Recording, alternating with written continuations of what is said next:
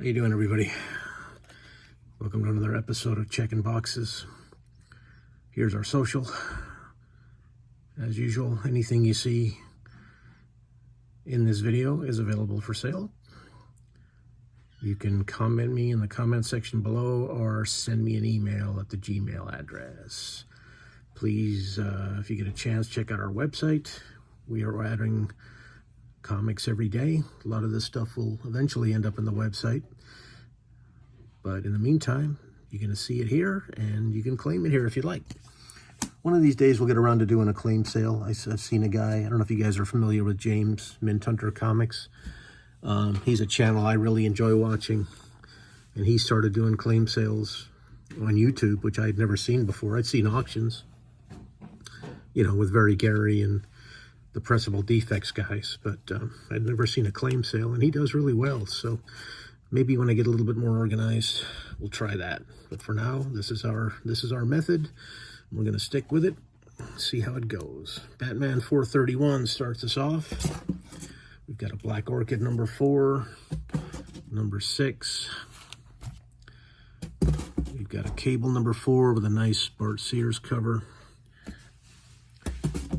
Cable number 20. This is a series that just does not sell at all, guys. I mean, I must have I did have almost a long box full of Cable at the store, and even when we had half price sales, I rarely moved any. This is an artist I'm really fond of, Ladron. One of the better, I won't say swipes, but Kirby influenced artists out there. If you ever get a chance to take a look at his stuff, I highly recommend it. Beautiful stuff. I'm not really fond of these covers. They went to this format for a while, and it's the monotone with the border on the side. I just don't care for it. This is number 98 from 2001. Changelings number 1. I was a little excited about this book because the artists are both Indonesian, and the comic takes place in Indonesia, and my wife is from there, so tried to get her to read it, but just not her thing. And the writer is Dutch, and if you're not familiar with the history of Indonesia, they were conquered by the Dutch, so there's still a heavy Dutch influence in certain parts of Indonesia. Number 4, that was number 1. Number 5, obviously this is a kaiju giant monster book. And a number 6. Didn't sell very well for us. Oh, and a number 7. With the Cthulhu cover. Okay, let me jump to Checkmate. I've got a fairly complete run of Checkmate in here. Don't think it's a whole set, but there are more Checkmates in other boxes. I'm sure I'll be able to put together a set eventually. Number 1, nice Kerry Gamble cover. Number 2, beautiful Gil Kane cover. Number 3, holy moly, it's Rob Liefeld. Number 4, another nice Gil Kane cover. Number 5, that's a Jerry Bingham. Number 6, that is by Art Thibert, better known as the superstar inker for Image. I think he was Jim Lee's inker until Scott Williams became his guy. Another beautiful Gil Kane cover. Looks like they're in Egypt or Morocco. Oh, it's right there, Iraq, never mind. Great Gil Kane cover. Number 9.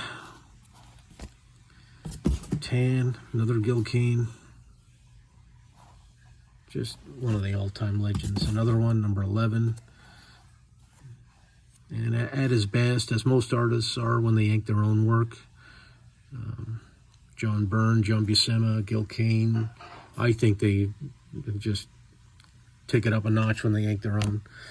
A lot of people will disagree. They'll say Terry Austin over John Byrne. That's okay. Great, he's a great inker too, but I really prefer Byrne inking himself. I mean, it's close. Austin's pretty amazing. Another Art T. Bear cover. Another Gil Kane, number 15. The Janus Directive. I think that ties in with Teen Titans, if I'm not mistaken.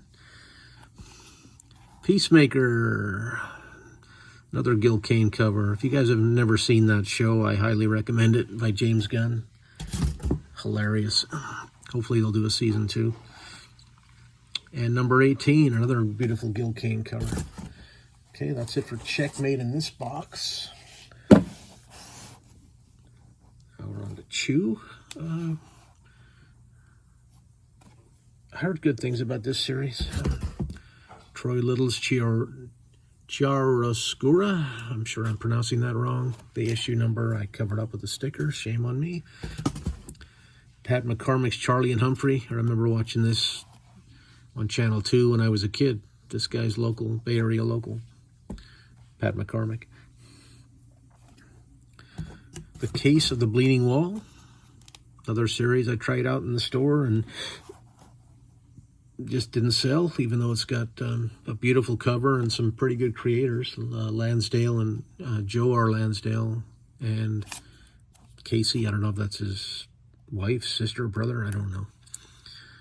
But that's a really nice cover. We got 2 copies of that. These actually came damaged. That's why they're marked at $2.50. We've got a Catfight number 1 from IDW. Cool cover. Number 1 variant. Number 2, this is another series I tried out in the store and did not sell. Variant cover of number 2. Number 3. Variant of number 3. Apparently I was ordering 2 of each. Sorry I did. Number 4. I think I cut it to 1 copy at this point, and as you can see, they still didn't sell. Number 5, we've got a Captain Paragon and the Sentinels of Justice. Number 1, special edition.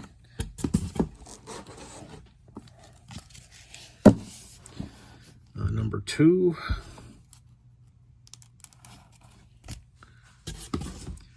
Free Comic Book Day, help the CBLDF defend comics. Comic Book Legal Defense Fund. Free Comic Book Day, Raising a Reader. How comics and graphic novels can help your kids love to read. 100% agree with that. Chaos Effect from Valiant. We'll go in our Valiant box. That was the Alpha, and this is the Omega. Here's this guy again. Private Lives of Chiaroscuro. Issue 3 of 10. Issue 4. Issue 5. 9. This is another one of those series that you just seem to find in every collection. Anybody that was collecting Vertigo seems to have had it, just like the Sandman Mystery Theater. Probably came out around the same time, 96. They're just common as dirt. City of Heroes, number 1. Was surprised to, when I was pricing this book, that was selling for $6. I was going to throw it in the dollar bin, but there you go. City of Silence, Warren Ellis and Gary Erskine. I really like Gary Erskine's art. That's number 1. We've got Cyberforce Hunter Killer, number 3, with a nice Will Sportasio cover. Number 5. Oh, that's a beautiful cover. Wow, who did that? I think it's the Kenneth Rocafort. That is beautiful. What a great cover. This is Coda, Volume 4, Number 2. If you guys haven't read this, guys, I might keep these in my personal collection. This is the one per store or unlockable variant. I think I mentioned in a prior video, Cy Spurrier is my current favorite writer in comics. I just love this series. It reminds me of one of my all-time favorite movies was Wizards from Ralph Bakshi back in the 70s, and this kind of has that flavor to it, fantasy with humor. Yeah, I'm going to keep these for myself. Coda number 3, this is the unlockable. Colors in Black number 1 from Dark Horse. Comic Book Digest number 0, the preview edition. It's got a George R.R. Martin story in here, The Hedge Knight. Not sure if that ties into Game of Thrones or not. I do remember a Hedge Knight in Game of Thrones. We've got Comic Inc. And apparently this is a weekly book. Number 1. Good old Neil Adams. Crazy Man, number 2. We've got a Creeps number 1 by Mishkin and Mandrake. I was never a huge Tom Mandrake fan, but I do like the covers on this series. Number 3. Crimson number 1 by the great Humberto Ramos. I remember when this series came out. The Crusades number 5. I think we have quite a few of these. Another one of my favorite artists, Duncan Fegredo. What a great artist. Number 7, I think Kelly Jones did the interior. Number 8, wow, that's a Richard Corbin cover. Fantastic. What a great artist. Number 9, not sure who did this cover, but that is beautiful too. This is a series that intrigues me. I'd definitely like to read it. Number 10, looks like he's got a Turkish flag in San Francisco in the background. Maybe that's a Russian flag, I don't know. Yeah, hammer and sickle. Number 11, another beautiful cover. Yeah, I'm pretty sure this is Kelly Jones. Okay, let me jump to CrossGen. This is Crux number 20. Got quite a few issues of Crux here. Looks like about 10 or 12 in total. It's another company I shouldn't say never. I did try and read. I read, Perez did some stuff for them, and I did read those. But not much else, and I really would like to read it. They did have some great writers, including Chuck Dixon. This is number 21. 22, Steve Epting cover. I think he's doing the interior. Yep. Number 23. 24. 25. 26.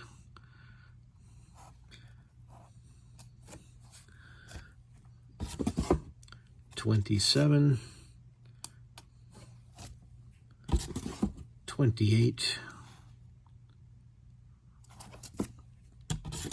29, 30, 31, 32, it's a nice cover, and 33.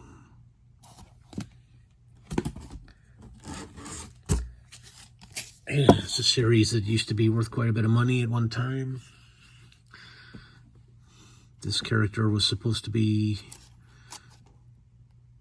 pretty prevalent in the MCU. I think did show up in The Falcon and the Winter Soldier.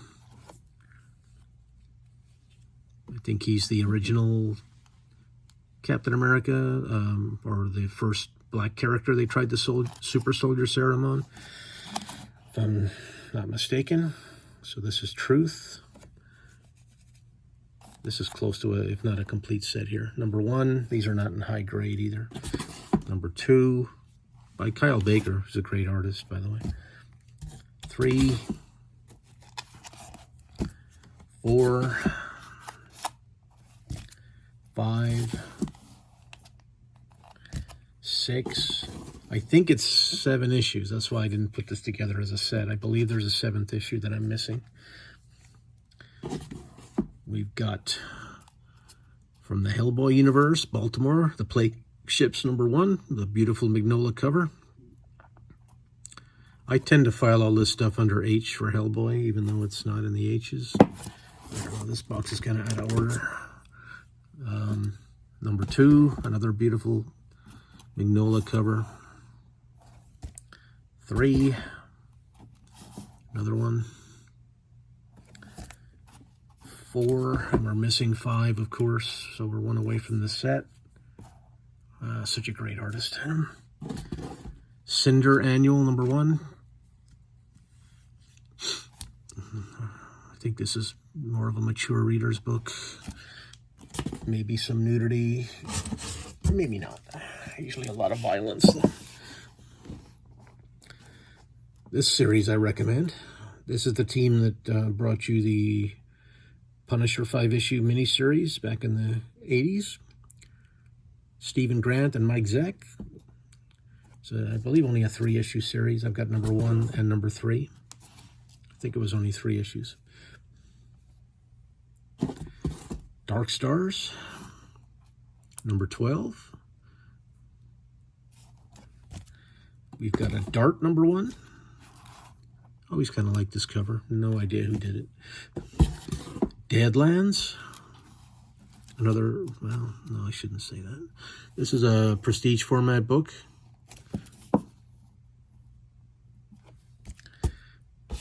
We've got a Dead Enders #1. Ed Brubaker. Part of the Vertigo line. Dead Lucky #8. This was a series that I tried to read. I really loved the art, but I had a really hard time following the story. And the artist, while he's phenomenal, he didn't do a very good job of distinguishing the characters, so it got very confusing. I couldn't tell. I just couldn't keep the characters straight. But what a great artist. This isn't his cover. Nick Marinkovich. So I never did finish it. That's #1, the D cover. That's #1, second printing. #2, the D cover. #2, the B cover. I think this is the guy's art. I mean, that's just beautiful. Yeah, this is his art. Amazing. Reminds me of a little bit of Drew Struzan. Just, yeah, very nice. I'm pretty sure this is him too. #3, yeah, that's his signature. A little bit like Sienkiewicz too. Great artist. That's also him. Cover B, issue 3. It's a series that's worth picking up just for the art. #3, cover D. #3, cover C. I think that's him. Oh, no, that's a different signature, but that's a nice cover too. Beautiful. Another same cover, but with the logo on it. The other one was a Virgin. Look at that. Just spectacular. Issue 4. I gotta check and see if he's done anything else. There's another issue 4.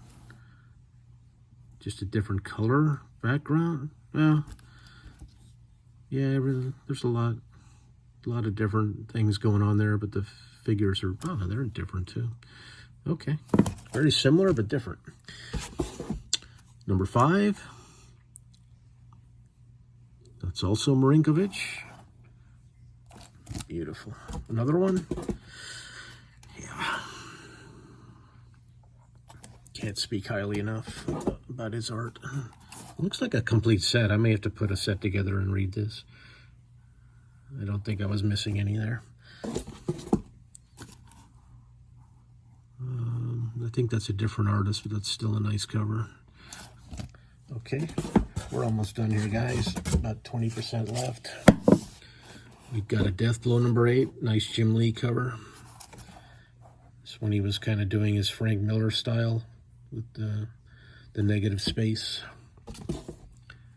He's really good at it. Number 9. Number 10. These are Jim Lee interiors too, so if you're Jim Lee fans out there. And then it's Tim Sale. Still a Jim Lee cover on number 12, but Tim Sale is now doing the interior. Number 13.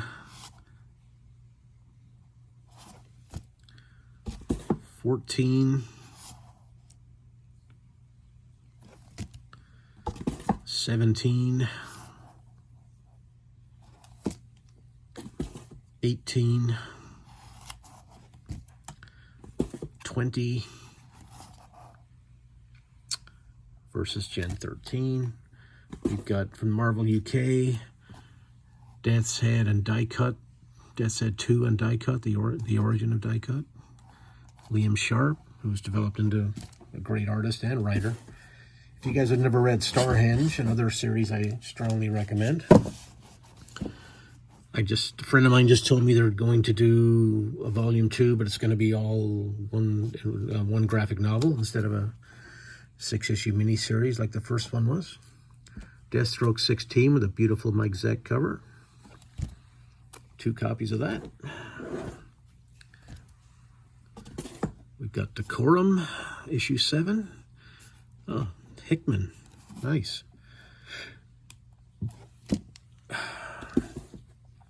Dear Editor. This is an advanced reader copy, not for resale.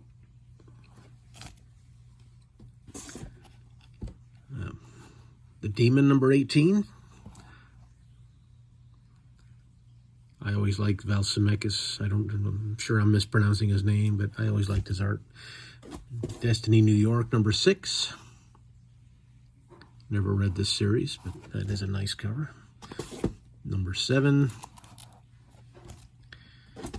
Number 8. Number 9. 10. 11. The Devil That Wears My Face. Another advanced reader copy, not for resale. This really reminds me of Frank Scirocco's style, but nice cover.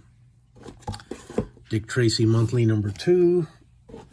And we're down to the final 15 or so books here, guys. Thanks for sticking with me. Original Dick Tracy number 3. We've got Doc Savage, Curse of the Fire God number 1. I don't know who did that cover, but it's really nice.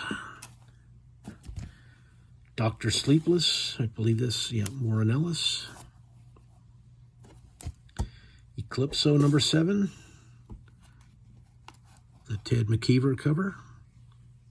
Very nice.